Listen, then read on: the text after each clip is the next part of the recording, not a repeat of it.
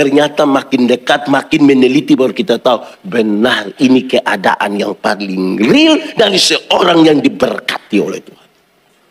Jangan lihat Tuhan dari jauh, jangan lihat Tuhan dari jauh. Nanti yang saudara lihat gambaran yang salah tentangnya. Mau tahu bahwa kita diberkati, lihatlah Tuhan dekat-dekat, datanglah dekat-dekat kepadanya. Baru saudara bisa dapatkan, betul memang tiap hari kita diberkati ini kok.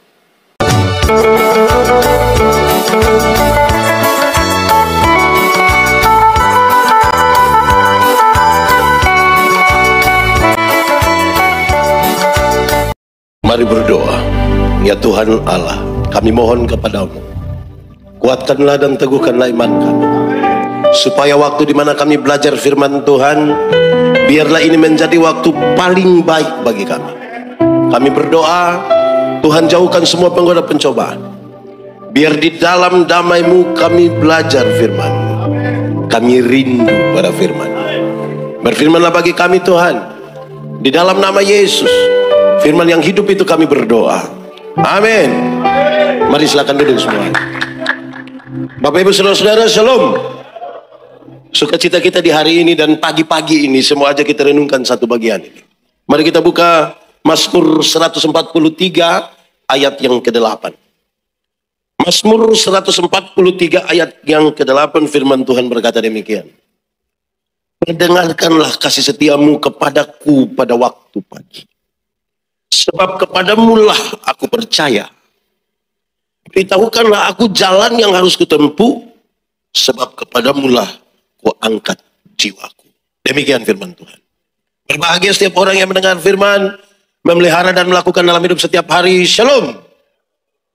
Dua pertanyaan penting di pagi-pagi ini. Saudara renungkan saja, tidak usah jawab. Apakah saudara diberkati? Apakah memang setiap hari itu ada berkat? Itu pertanyaan penting sekali. Kenapa? Karena ada banyak orang yang kelihatan diberkati tapi mengeluh tiap hari.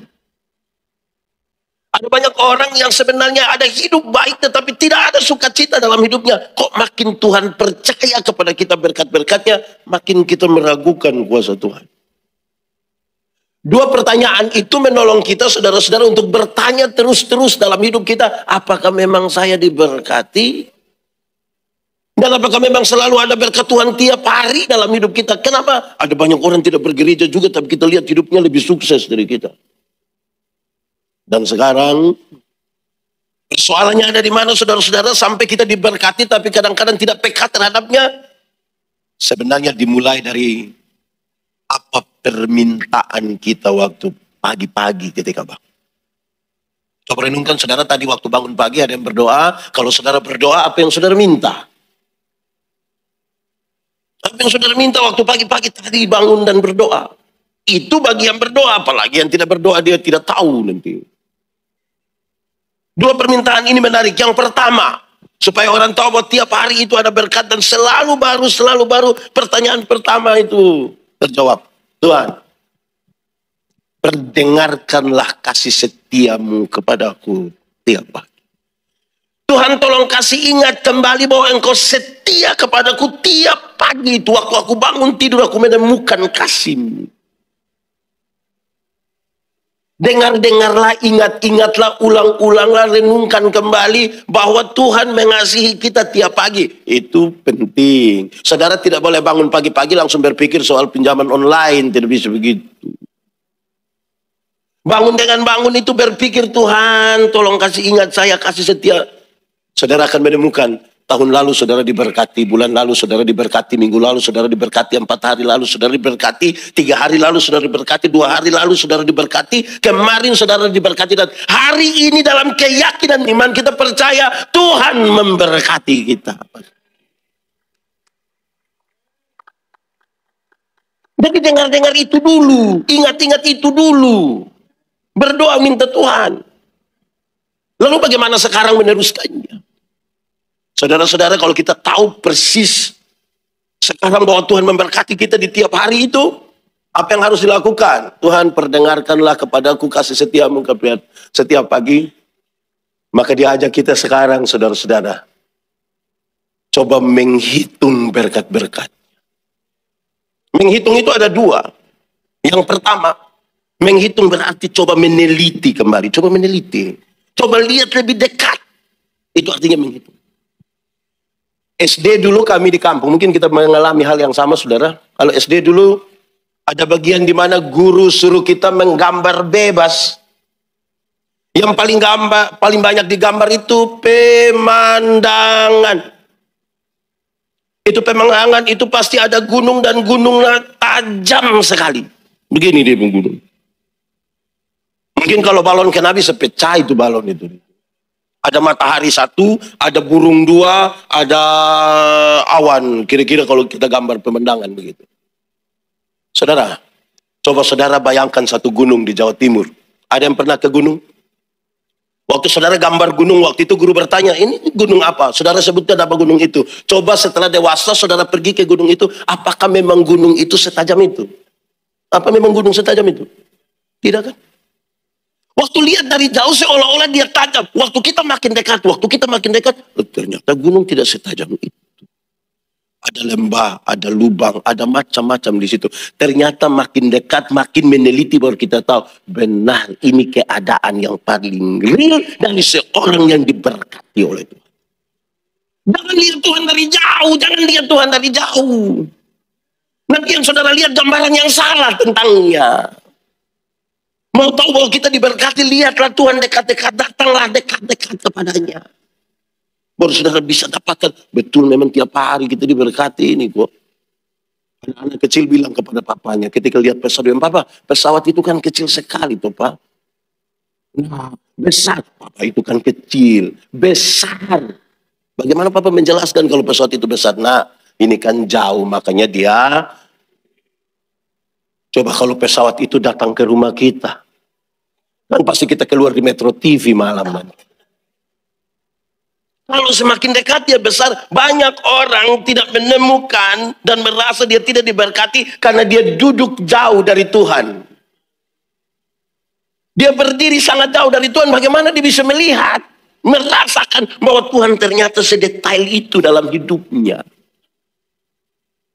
Saudara, saya yakin sekali hari ini mungkin ada orang yang bangun pagi, bangun dalam kegelisahan. Masalah sakitnya, keuangannya, anak-anaknya, keluarganya, masa tuanya. Pesan paling pertama hari ini adalah jangan jauh-jauh dari Tuhan, mari dekat. Yesus hanya sejauh doa datang dekat. Dan hari ini demi nama Yesus saya mau bilang pada saudara, saudara telah mengambil jalan yang benar. Kalau hari ini saudara berdiam diri di hadapan. Menghitung itu berarti meneliti. Tapi yang kedua, menghitung itu berarti mengakumulasi, menjumlahkan. Coba saudara ingat, hari ini saudara umur berapa? Taruhlah 40 tahun. Mungkin kau saudara bisa menjumlahkan dengan baik dan benar, menghitung dengan benar berkat-berkat yang Tuhan berikan bagi saudara dari umur 10 sampai umur 40 bisa jumlahkan dengan baik. Saudara melupakan banyak sekali. Coba jumlahkan. Berkat Tuhan mari hitunglah. Coba kau saudara jumlahkan. Sedikit berkat-berkatnya. Sedikit. Banyak orang tidak menjumlahkan. Banyak orang tidak menjumlahkan. Menghitung itu menjumlahkan. Saudara, saya ada satu waktu saya bilang coba kita jumlahkan berkat Tuhan. Setelah berkhotbah, mereka siapkan makanan buat kita. Waktu siap makanan di meja makan itu ada daging babi. Saya lihat begini terus saya coba pakai khotbah ini. Coba saya jumlahkan jumlah daging babi yang pernah masuk dari saya punya perut. Dari umur 10 sampai umur 47. Berkandang-kandang. Saya tidak pernah piara babi. Saya tidak pernah satu ekor pun tidak pernah. Tapi coba saudara mengakumulasi, menjumlahkan berkat-berkat. Hari ini kalau saya tanya kepada saudara, uang 5 miliar besar atau kecil, pasti saudara yakin besar. Bahkan ada orang yang Pak Pendeta, kita seumur hidup bekerja pun mungkin tidak pernah lihat itu 5 miliar, tidak pernah. Tapi tobat jumlahkan. Berkat yang pernah saudara dapat 1 juta, 5 juta, 500 ribu, 200, 300. Coba jumlahkan sampai hari ini, 5 miliar masih besar. Menjumlahkan. Karena itu bangun pagi-pagi jangan pikir pinjol. Bangun pagi-pagi itu dengarkanlah kasih setia Tuhan dalam hidup kita.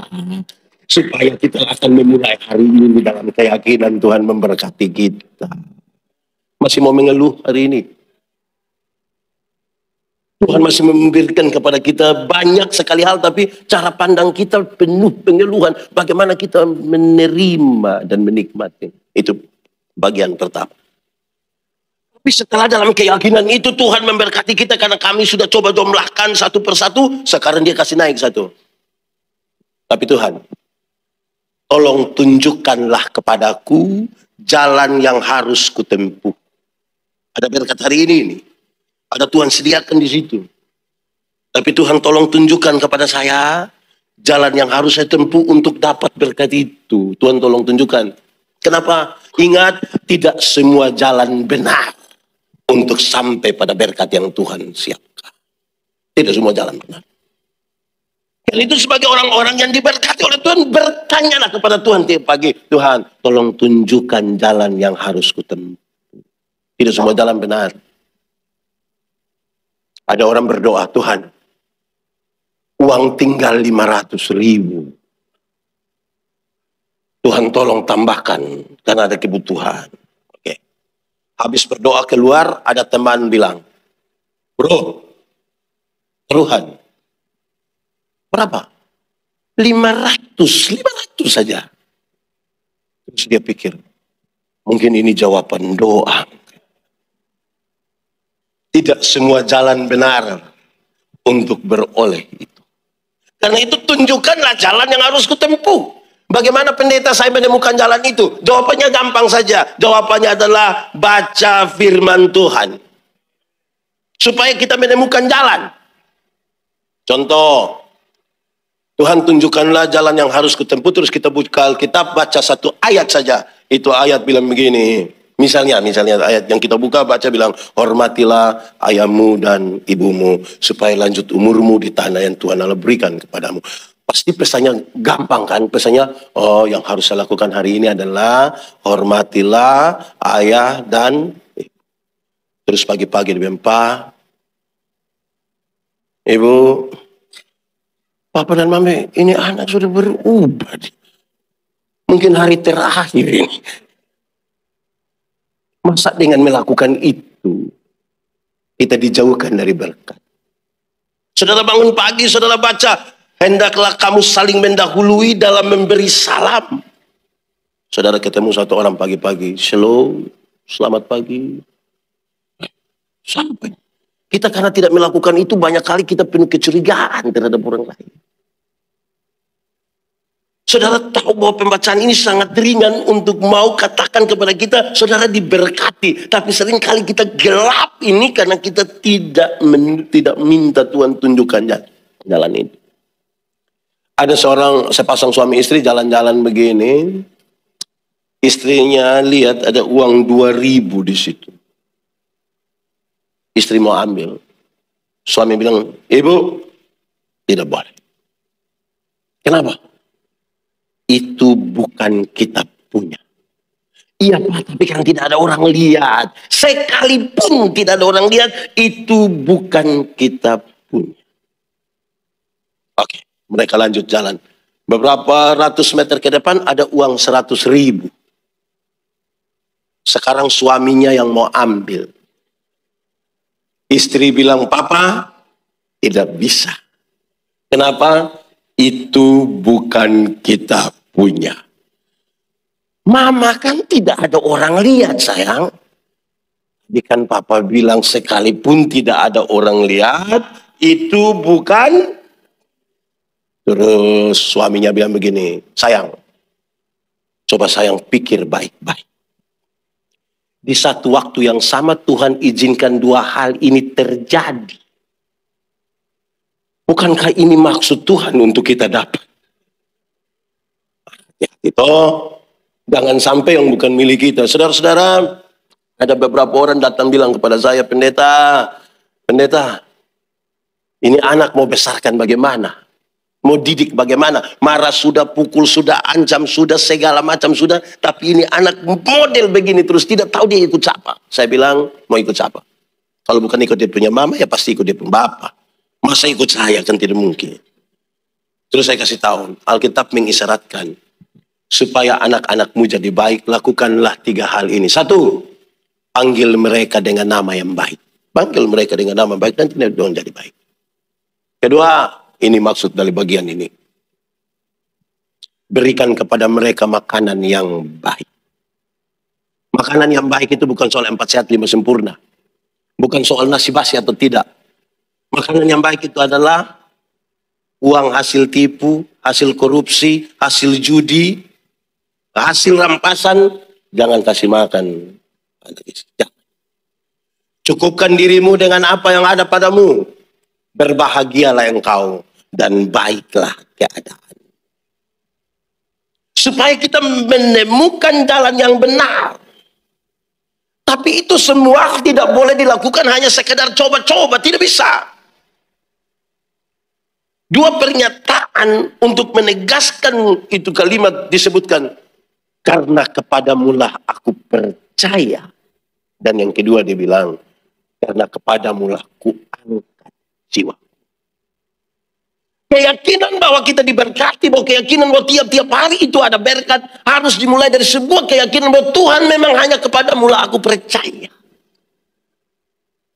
Hanya kepadamu lah aku angkat jiwaku. Seserius apa ini? Tadi malam waktu kita makan sama-sama saya bilang begini, banyak orang beragama tapi tidak beriman. Banyak orang merasa Kristen tetapi tidak beriman kepada Tuhan. Terus sambil kelakar saya bilang begini, bayangkan sudah Kristen bertahun-tahun, foto 3 orang saja takut. Sudah Kristen menyanyi, iblis dikalahkan, foto 3 orang masih, karena nanti yang mana mati.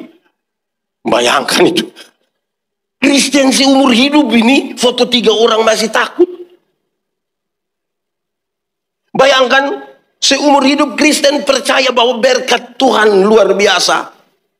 Tapi di tempat usaha itu masih pakai yang begini-begini. Apa itu yang begini-begini itu? Apa itu? Supaya apa itu kucing? Bertahun-tahun percaya Kristus ini. Katanya Kristen tapi tidak meyakini. Memangnya Tuhan tidak bisa memberikan kepada kita berkat? Jadi harus diyakini pertama, Tuhan kepadamu aku percaya, kepadamu ku angkat jiwaku. Banyak orang Kristen ketika sakit lebih percaya dokter daripada percaya Tuhan.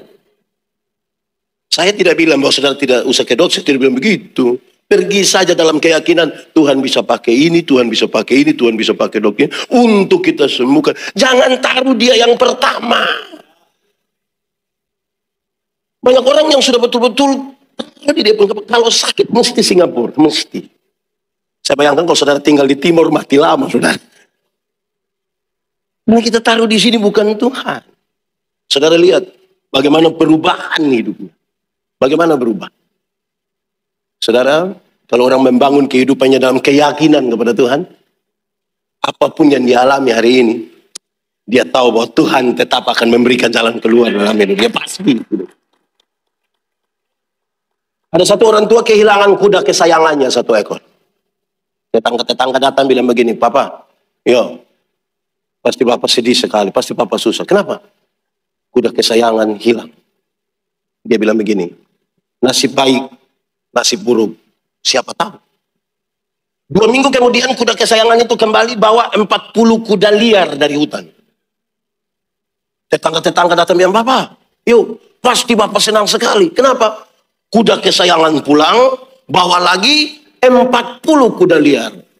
Beliau bilang, nasib baik, nasib buruk, siapa tahu. Beliau punya anak laki-laki satu orang. Lihat kuda liar ini, dia coba naik ke satu kuda liar, kuda lompat-lompat, dia jatuh kaki patah. Tetangga-tetangga datang bilang begini, Bapak, pasti Bapak sedih. Kenapa? Anak laki-laki satu orang, kaki patah. Dia bilang, nasib baik, nasib buruk, siapa tahu. 1 minggu kemudian tentara-tentara masuk kampung. Semua anak laki-laki muda dipaksa harus wajib militer karena wilayah mereka musuh masuk. Semua anak laki-laki pemuda itu ikut perang. Kecuali beliau punya anak. Karena kakinya, tetangga-tetangga datang bilang, aduh Bapak, baik Bapak punya tidak pergi, kami punya ini pergi, ini tidak tahu pulang atau tidak. Dia bilang, nasib baik, nasib buruk, siapa tahu. Kalau saya omong terus begini, besok pagi kita tidak habis lah. Tapi yang pasti saya mau katakan kepada kita di awal bahwa kadang-kadang orang tidak mampu untuk memilah secara baik bahwa di setiap perkara Tuhan sebenarnya ada di situ turut bekerja untuk mendatangkan kebaikan bagi mereka. Saudara tahu, ini masih minggu-minggu penampakan. Maria bangun pagi-pagi pergi ke kubur Yesus. Yesus dibunuh mati hari Jumat. Ini minggu pagi-pagi dia pergi. Mereka dalam kegelisahan sekali seperti anak ayam yang kehilangan induknya. Mereka mau berdoa dan mengaku sebagai murid-murid Yesus pun mereka agak ketakutan karena jangan-jangan bisa dibunuh juga. Tapi pagi-pagi itu Maria keluar dan pergi ke kubur. Waktu itu sudah ada listrik. Sudah ada listrik. HP center sudah ada. Dia jalan dalam kegelapan itu pergi ke kuburan. Orang-orang bilang di kuburan banyak setan. Betul? Tidak betul. Di kuburan mungkin banyak mayat tapi belum tentu banyak setan. Setan itu ada di mana-mana. Di rumah ada setan tidak? Di jalan? Di pasar? Di gereja? Banyak. Ini baik. Maria pergi ke situ. Pertanyaan paling penting adalah kenapa Maria melakukan tindakan itu? Padahal yang laki-laki saja belum pergi, Maria sudah pergi pagi-pagi. Lukas 8 ayat 2 bilang begini, Maria inilah yang dulunya pernah mengalami sebuah perjumpaan dengan Tuhan. Dia yang pernah kerasukan 7 roh jahat itu Tuhan Yesus sembuhkan dia. Pengalaman perjumpaan dia dengan Yesus itu membuat dia menjalankan hidupnya. Dia mau menjalani itu. Dia mau pergi ke kubur itu. Dia mau pergi dan berjumpa dengan Yesus. Saudara lihat, pengalaman perjumpaan itu menegaskan dia untuk melakukan sesuatu yang bagi banyak orang tidak mungkin. Batu kubur itu terlalu besar untuk dipindahkan oleh seorang perempuan. Apakah kemudian dalam perjalanan itu dia bebas dari masalah? Tidak juga. Tidak juga. Sampai di sana batu kubur itu sudah terbuka. Batu kubur sudah terbuka. Yesus tidak ada di sana. 2 malaikat bilang, Ibu, mengapa Ibu menangis? Siapakah yang engkau cari? Siapakah? Saudara, dia bilang mayat Tuhanku diambil orang. Kalau kita bertanya dalam kondisi normal ini, apakah mayat Tuhan diambil orang? Tidak. Lalu kenapa dia meyakini untuk mengatakan bahwa mayat Tuhan diambil orang? Karena dia lupa janji Tuhan. Masa hidup dalam kebersamaan Tuhan bilang anak manusia akan diserahkan mati tapi akan bangkit. Tapi kegelisahan dan masalahnya membuat dia lupa kepada janji Tuhan. Jemaat saya mau bilang, kita semua punya masalah. Masalah ialah kesenjangan antara harapan dan kenyataan. Itu semua punya masalah. Tapi jangan sampai kita lupa janji Tuhan. Yesus datang menampakkan diri kepada Maria. Maria tidak kenal. Dia tidak kenal. Apakah wajah Yesus berubah? Apakah terlalu gelap malam itu? Tidak juga. Tetapi kenapa Maria tidak kenal? Jawaban ini menarik untuk menjadi bagian perenungan kita. Jawabannya adalah karena Maria pergi mencari Yesus yang mati. Maka ketika Yesus itu datang dalam tampilan yang hidup, dia merasa bukan ini yang saya cari. Saya sementara mencari dia yang terbujur kaku. Pertanyaan penting bagi kita hari ini, saudara cari Yesus yang hidup atau yang mati? Amin. Yakin? Mari kita uji sekarang.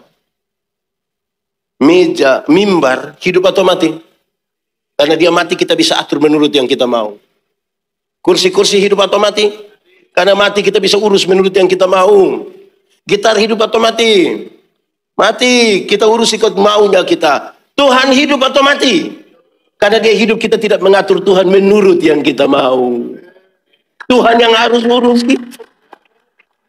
Masih banyak orang berjuang begitu rupa untuk menemukan apa yang dia mau, bukan apa yang Tuhan mau. Makanya hidupnya penuh dengan kegelisahan.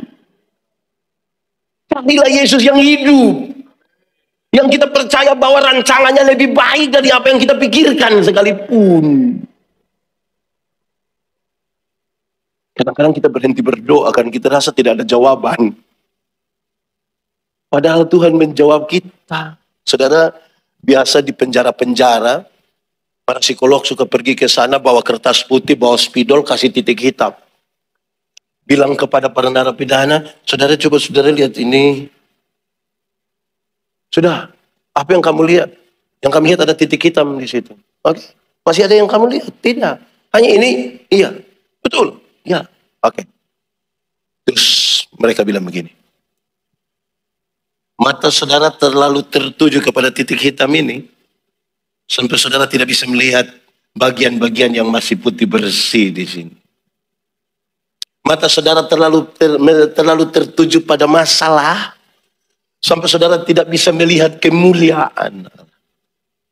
Mata yang hanya tertuju kepada masalah tidak akan pernah melihat kemuliaan Allah.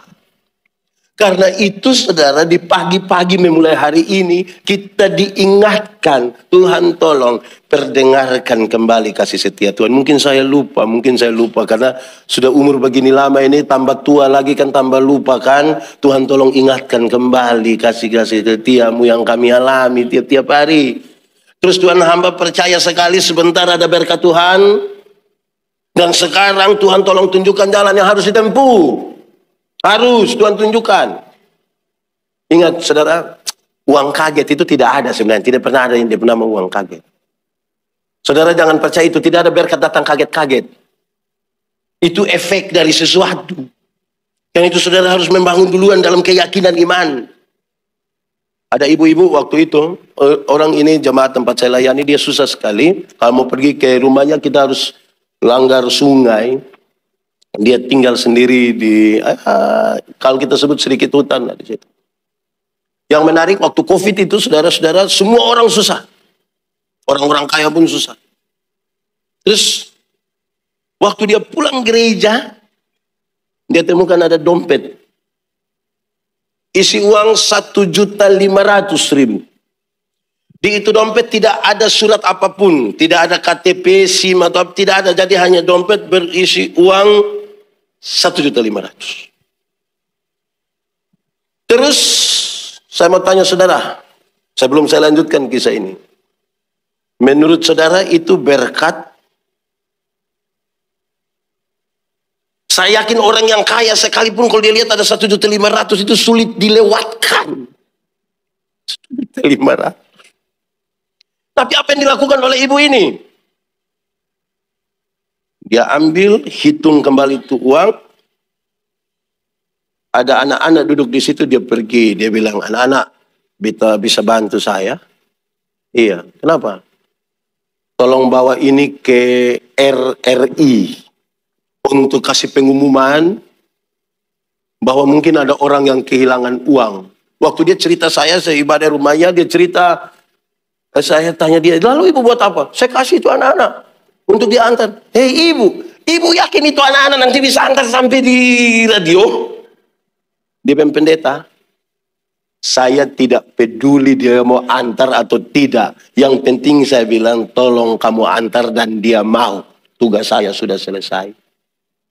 Ibu, kan tidak ada KTP, tidak ada SIM, tidak ada keterangan apa-apa. Kan ibu bisa pakai saja ini uang, kan ibu susah. Dia bilang, pendeta tidak boleh. Kenapa? Tuhan marah saya, nanti Tuhan marah. Woi, saya semacam tertampar begini. Wih, kalau saya pasti mau maju, tidak maju, tidak. Lama-lama saya bilang, mungkin ini maksud Tuhan ini. Saudara-saudara, saya kira dua hal yang menjadi pesan awal ini, ingat baik-baik supaya kurangi kita punya wajah yang selalu saya tidak suka sekali kalau ketemu orang selalu pendeta. Hidup ini terlalu susah. Kalau memang terlalu susah, mati sudah.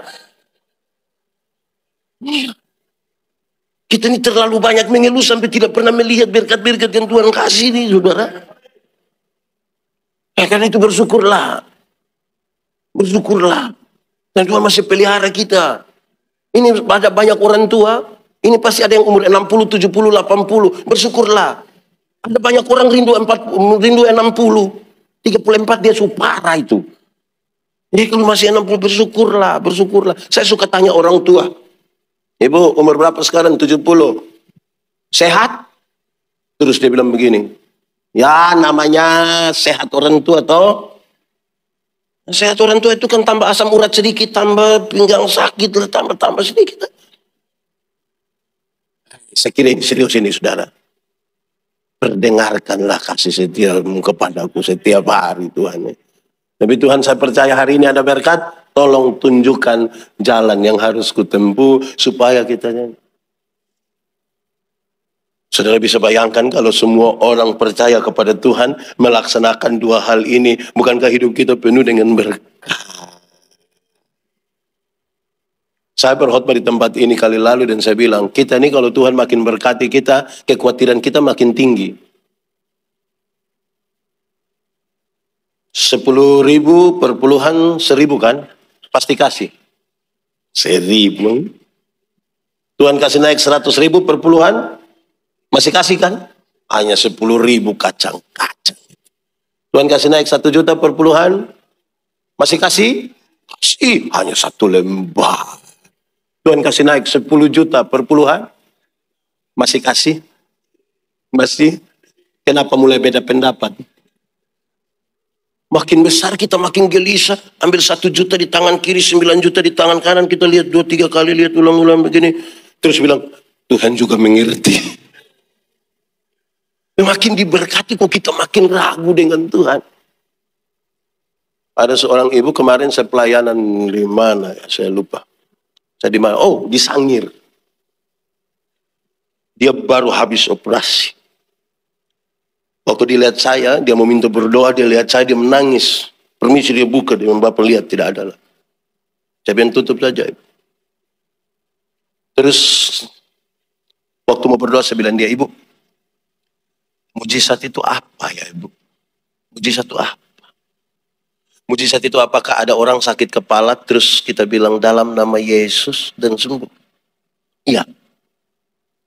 Ibu, apakah kalau Ibu seoperasi tahun 2001 ini sampai 2024 Ibu masih ada, masih hidup, masih bisa tertawa hingga hari ini, masih termasuk mujizat atau tidak? Dia tidak jawab, air matanya yang jatuh. Dia tidak jawab, air matanya yang jatuh. Saudara bisa bayangkan apa yang dia pikirkan? Kadang-kadang kita merasa mujizat itu adalah ketika kita kemudian kalau sakit langsung sembuh. Kita belum melihat mujizat sebagai bagian penyertaan Tuhan yang tidak pernah putus-putusnya dalam hidup. Gitu. Tuhan kan itu Tuhan tunjukkan jalan yang harus ketemu. Ada satu bapak datang bilang ke saya, pendeta, istri saya sakit, sudah tidak saran lagi. Kami sudah mencoba semua hal. Dan sudah tidak ada lagi. Istri saya baru umur 27 tahun dan kami dua sudah bicara. Dia bilang ke saya, Papa masih terlalu muda dan kalau saya mati, Papa boleh menikah lagi. Suaminya bilang ke saya begini, pendeta, saya karena tidak tahu membuat apa, saya ini tidak tahu berdoa, tapi akhirnya saya bisa berdoa gara-gara ibu sakit. Terus saya bilang ke dia, Pak, pulang sudah. Ibu sembuh. Pendeta, kami melakukan semua dan tidak hari ini Pak pendeta suruh saya pulang dan bilang ibu sembuh. Iya, saya meyakini sekali Pak. Kenapa? Tuhan mau ajar sesuatu ke Pak. Tapi Bapak kurang peka. Dia pakai orang yang Bapak cinta ini. Supaya Bapak bisa berdoa. Sekarang kalau Bapak sudah berdoa, Ibu punya misi itu selesai. Tuhan pakai Ibu itu selesai pulang. Hari ini istrinya sembuh dan sangat sehat. Dan dia pikir, betul. Ternyata Tuhan target saya kurang peka ini. Apa maksudnya? Kadang-kadang sesuatu yang kita cinta itu yang Tuhan mau coba kita dari situ. Supaya buat kita bangun kepekaan baru. Untuk menemukan Tuhan mau mengajarkan tiap-tiap hari buat kita. Pulang sudah dalam sukacita. Sukacita dan senang itu dua hal yang beda. Senang itu kepuasan yang kita terima. Kepuasan. Sukacita adalah sikap terhadap keadaan. Kalau saudara sementara senang sekarang, Alkitab bilang, ingat, ada waktu untuk senang, ada waktu untuk. Jadi kalau senang sekarang, kemungkinan besar sedikit lagi saudara susah. Kalau saudara ada susah sekarang, mungkin sedikit lagi sudah mati. Dan kita juga tidak tahu kita hidup sampai kapan. Tapi menyangkut sukacita, Alkitab berkata, bersukacitalah senantiasa. Baik waktu engkau senang, baik waktu engkau. Kalau senang yang saudara cari, dunia bisa memberikannya bagi saudara. Tapi kalau sukacita yang saudara cari hanya bisa ditemukan di dalam Tuhan. Dan itu saya tidak suruh saudara pulang dengan senang, pulang dengan sukacita. Uang yang banyak membeli kesenangan, tapi uang yang banyak tidak membeli sukacita. Akhirnya banyak orang berkelimpahan harta, tapi tidak mengalami sukacita karena sikapnya yang salah. Dan itu pulang dengan sukacita. Ingat, senang bagian dari sukacita, tapi senang itu bukan sukacita. Masih banyak orang mencari Tuhan untuk senang, bukan untuk sukacita. Senang bagian dari sukacita, tapi senang itu bukan sukacita. Seperti ban itu bagian dari mobil, tapi ban itu bukan mobil. Supaya jangan baru naik ban, dia kira naik mobil. Itu anak kecil sekali. Pulanglah dalam sukacita. Mari tunduk kepala di hadapan Tuhan Allah.